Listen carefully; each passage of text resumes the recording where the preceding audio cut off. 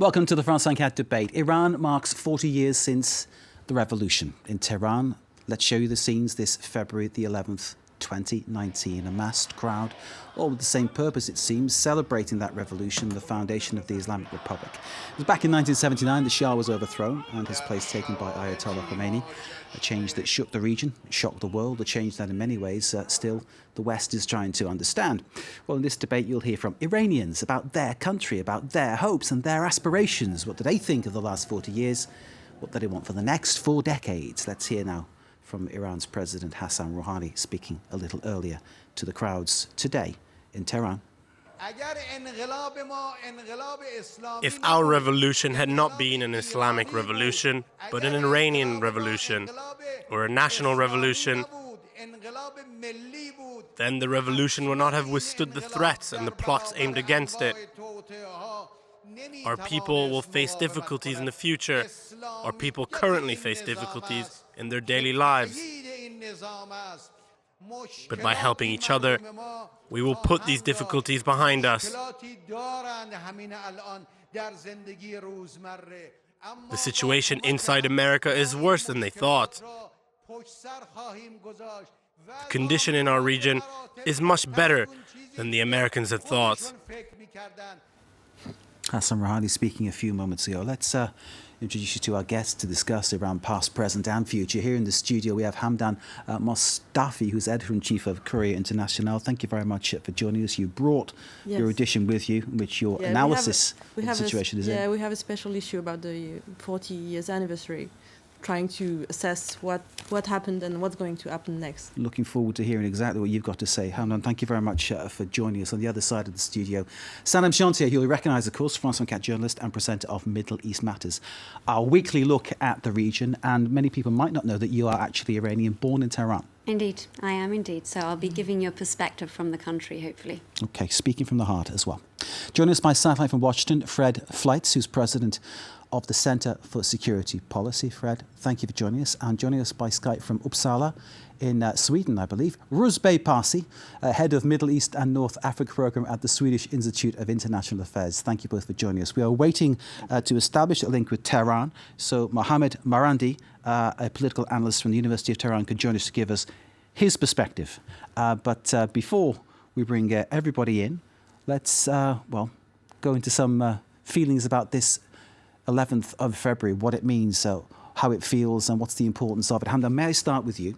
You've been obviously working on this day and night for as long as it's taken to put together your piece for your magazine. But how do you feel? Because obviously when you saw those images we were showing from Tehran, there was, I noticed on your face an expression of a certain, doubt about what you were seeing.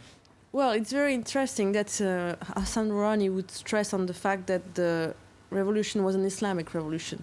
I want to say first that we have to remember that this revolution was the revolution of the people against a regime that was considered by many as a dictatorship, and it was also a revolution about the fact that people, like today, were suffering economically.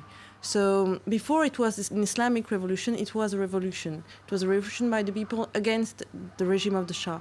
Then it became an Islamic movement. It has been. We have to acknowledge that the fact that 40 years is a long time for an Islamic republic. It's the only place in the world which it's that way. If you compare it to the caliphate that Daesh tried to install, it's amazing. But that's not the kind of comparison you look to make, really, though, is it? I mean, let's face it. Yeah, surely. Yeah. But no, what's important is if I look skeptical, is because it's also I think it wants to put away all the troubles that Iran is also facing today, the problem with the international communities, the economic problems. It's not like a beautiful dream come true for all Iranian people.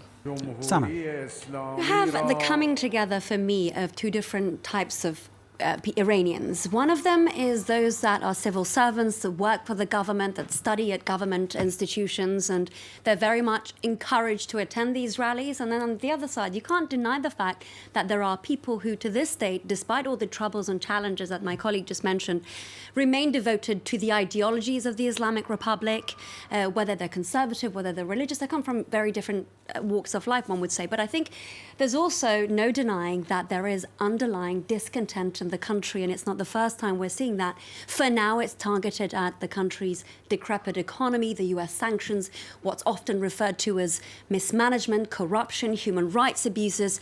And frankly, it's not the first time since the Islamic Revolution in 1979 that we are hearing these voices of dissent. We had the 1999 student protests, we had the 2009 protests in the aftermath of a disputed election. Most recently, people, although rather sporadically taking to the streets to share their grievances when it comes to the economic problems in the country. So I think it's a very colourful picture when it comes to Iran. It's impossible to paint it in that black and white picture that we often hear from analysts in DC. Let's bring in Rouzbeh Parsir, who's awaiting us in Sweden. Rouzbeh, give us your thoughts. February the 11th, what does it mean to you? And seeing the images from Tehran, what do you think? Well, I mean, obviously, the first thing is that any revolution, and the Iranian Revolution as well, has spread people all across the world. It's an eruption which some people rather unpredictably gain from, and a lot of people become victims of involuntarily, usually. So in that sense, you can say the 11th of February also marks the fact that Iranians, rather than just Iran, is all over the world. And we live with that heritage, whether we are in Iran or outside of the country. Then the second point, of course, is that, yes, this is a middle-age revolution, and like all revolutions, it is, to a certain degree, a disappointment, because revolutions do capture and channel a lot of aspirations and frustrations, but very seldom deliver, at least not on the level that people expect when they go out and try to make them happen. Rouzbeh, for now, thank you very much. Let's bring in Fred Flintz to give, to get another perspective. Of course, Fred talked to us from Washington, president of the Center for Security Policy. And the US view, Fred, of Iran, we are always told, is that it's a pariah state, is that it's regarded as the universal bogeyman in the world. Is that the feeling that you have from your work, for the office that you go to, from the people that you talk to? Well, I know you do hear a lot of that. And I think it's unfortunate because Iran has a warm and welcoming people. They're well educated, they're hardworking, they have a rich culture, and there's no reason why the two countries can't be allies. There's this false narrative being circulated, and we heard it on this program a little earlier, that Iran's isolation and economic problems were the fault of the United States and Donald Trump. That's just not true. We have to admit that the revolution has failed. The economy has been very badly managed by the country's fanatical theocratic rulers who have wasted millions and billions of dollars on terrorism, sending troops into Syria, building missiles, a nuclear weapons program. And then we have the Iranian people who can't buy eggs, who can't buy food. It's just an appalling tragedy that this country has been managed so badly. And if Donald Trump is really responsible for the current problems with the economy, why were the Iranian people suffering during the Obama administration? Why did the economic disaster continue? Because the regime wasted all the sanctions relief, it got under the nuclear deal, and put it into weapons and terrorism. And I don't know what else they wasted it on. So I think it's a terrible tragedy, but I hope the end of that tragedy is in sight. Thank you, Fred. Point taken. We said here that the 2015 Accords, Donald Trump pulling out of them and that making things slightly worse, not being responsible for that. Just clarifying what we actually said here on France 24. Fred, thank you very much. We'll get back to you very shortly. Let's now go to Tehran, where Mohammed Morandi is awaiting us, political analyst at the University of Tehran. Mohammed, we've just established a link to you, so I don't know how much you've heard. I've asked all of our guests what they think of what they've been seeing from Tehran and what February the 11th means to them.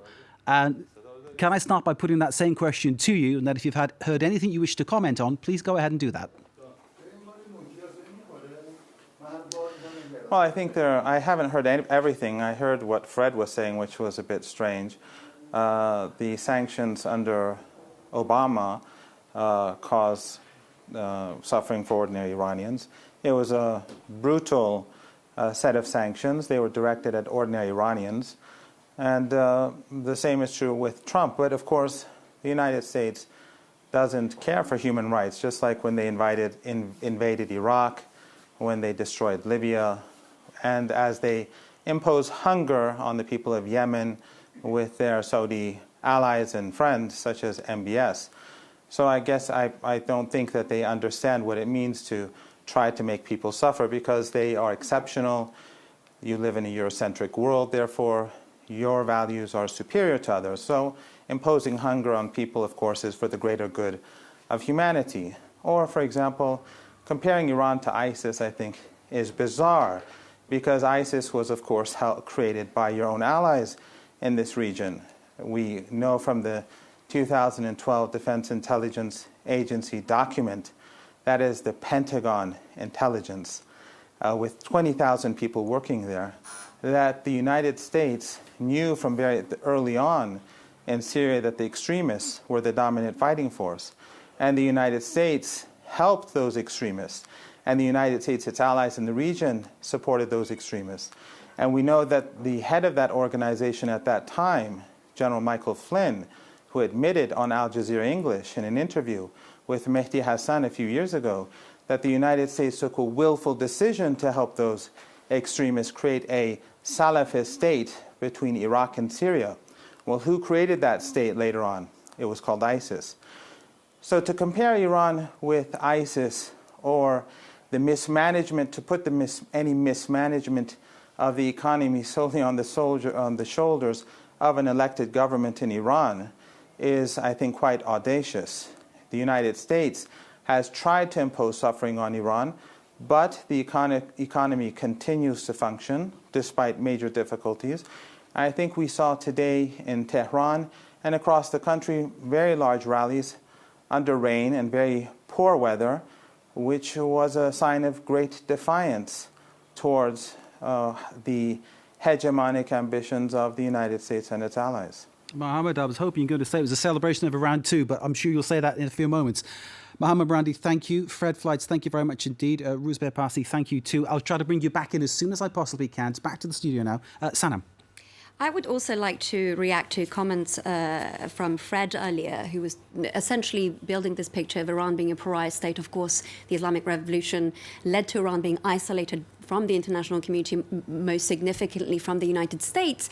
But if Iran was indeed completely at fault for the nuclear deal, which was clinched back in 2015, falling apart, then we wouldn't see the European powers, Mark, like Britain, like Germany, like France, scrambling to come up with what's being referred to as an SPV, which is, of course, a special purpose vehicle, a way to be able to continue trade with the Iranians, because for them, nuclear disarmament in the region, security, international security, trumps everything else. And as a result of that, they're working on this trade channel. We don't have a great deal of details, but we know that it's to facilitate food purchases, medicine, medical devices in return for oil. And they are, in a way, some observers are saying, risking the wrath of the US administration, something defines the responsibility that these European powers, for the time being, claim to be able to share amongst themselves. So if indeed Iran wasn't approved by the IAEA, the international body that monitors its nuclear program, over a dozen times,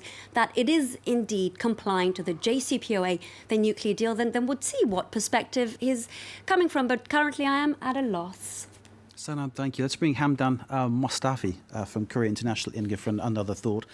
In terms of what has been happening today, in terms of how Iran is, would you see this 40-year anniversary as being something that should be celebrated? Do you see it as something that should be kind of put on one side and looked at in a completely different way? Well, as my friend said before, there is no black and white picture of Iran. Some people... I'm getting that impression. Yeah. Yeah, some people are, of course, celebrating, because for some people it was something better than what they had before. But many Iranians went into exile. Many Iranians suffered from the revolution. And today... whether you attribute it to the mullahs or you attribute it to the US, the reality is that the Iranian people are in trouble. They're suffering. They have problems with medicine. They have problems with everyday life. And I mean, they didn't do anything special to deserve that, because when you think that 60% of the Iranian population is under 40, so they were not born, you have to think about what are the aspirations of this generation, what kind of country they want. In our special issue this week, we have an interview with Peace Nobel Prize Shirin Ebadi, and she says, why not have another referendum on the Islamic regime, like there was a referendum? She seems to also inadvertently be calling for regime change, so I don't know whether she's necessarily representative of the Iranian voices inside the country. She joins the likes of Masih Ali-Najad, who's an activist in Washington, D.C., monarchists, pro-MEK, which is a former terrorist organization. There are as many Iranian opposition or as there are Iranians, but the point is that you have to wonder now, is it what the people want today? I don't have the answer to that question. I don't think any of us do. I don't think any of us has the answer, but that's also a light you should put on the celebrations today. Let's go back to Tehran and speak to Mohammed Morandi from the University of Tehran, political analyst there. Mohammed, in terms of what has been happening today where you are, in terms of what this is saying about Iran now, would you say that this is proof that Iran works, that Iran is strong, that Iran does have a very strong future in this same way as an Islamic Republic? Yes, I think Iran is extraordinarily strong.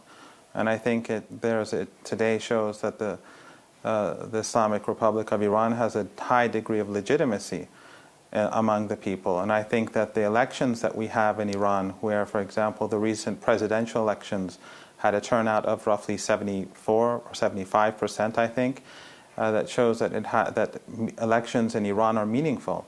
The leader is elected by a council that is elected by the people, and that council can remove him. We have local elections, and we have parliamentary elections.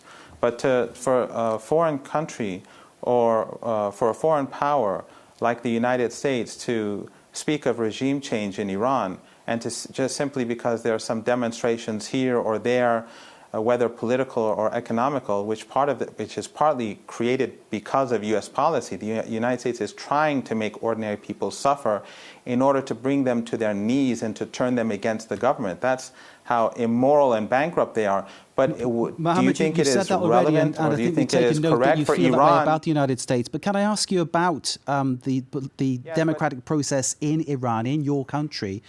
For instance, 2009, the election then, there were problems after that, weren't there? Problems in the street, the people were clamped down upon. I recall seeing, people being shot at and killed. No, the people were not being shot at and killed. There were riots in parts of Tehran. There was no fraud in that election. I didn't vote for the victor of the election either.